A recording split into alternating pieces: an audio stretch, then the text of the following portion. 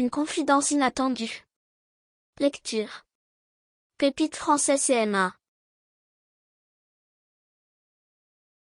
Le narrateur est en vacances chez son grand-père qui semble détenir un secret.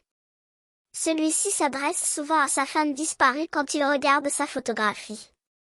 Un soir, il décide de parler à son petit-fils. Il me fit signe de m'asseoir en face de lui, il me regarda longuement, fixement, avant de reprendre. Je lui parle toujours, tu sais. La nuit dernière, je lui ai demandé, tu crois que je devrais lui dire? Tu crois que je devrais lui dire? Tu crois qu'il le ferait? Qu'est-ce que tu en penses? Elle m'écoutait, je le sais. Elle ne dit jamais rien, mais c'est comme si je l'entendais m'écouter, comme si parfois, je l'entendais penser. Et la nuit dernière, elle pensait, il est temps que tu finisses ce que nous avons commencé. Ça ne sert à rien de rester là assis le reste de tes jours à te lamenter sur ton sort. Demande-lui, vieux grincheux. Au pire, il te dira non. Il se redressa soudain et me prit par le bras. Alors, tu veux bien? Je n'avais pas la moindre idée de ce qu'il me demandait. Tu veux bien rester là quelques mois? Tu pourrais nous donner un coup de main à la ferme. Je te paierai, tu sais, un vrai salaire d'adulte. Et peut-être que...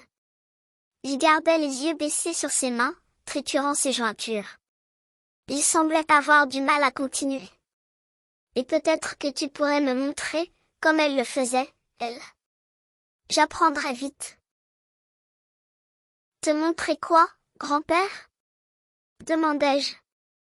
Je ne sais pas lire, murmura-t-il. Et je ne sais pas écrire non plus. Il avait les larmes aux yeux, quand il me regarda.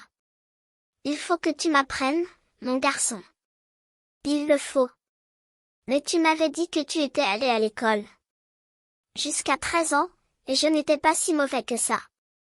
Quelques punitions pour une chose ou l'autre, mais nous en avions tous, à l'exception de Myrte. Oh, elle lisait et elle écrivait à merveille. Mais ça ne l'a pas beaucoup aidée, la pauvre. Elle est allée travailler à Achaos et elle est morte de diphtérie avant que j'aie 20 ans.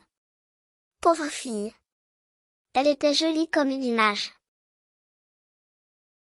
Je n'ai jamais eu la diphtérie, mais j'ai attrapé la scarlatine.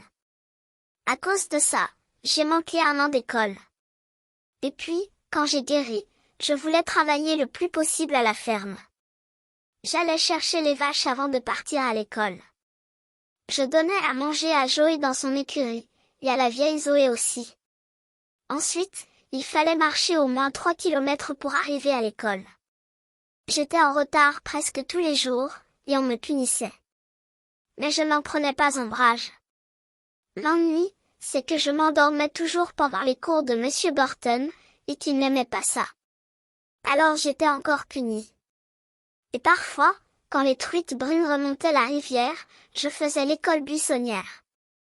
Michael Morpurgo, Le secret de grand-père, TRAD Diane Ménard, édition Gallimard Jeunesse, Farm Boy, Michael Morpurgo, 1997.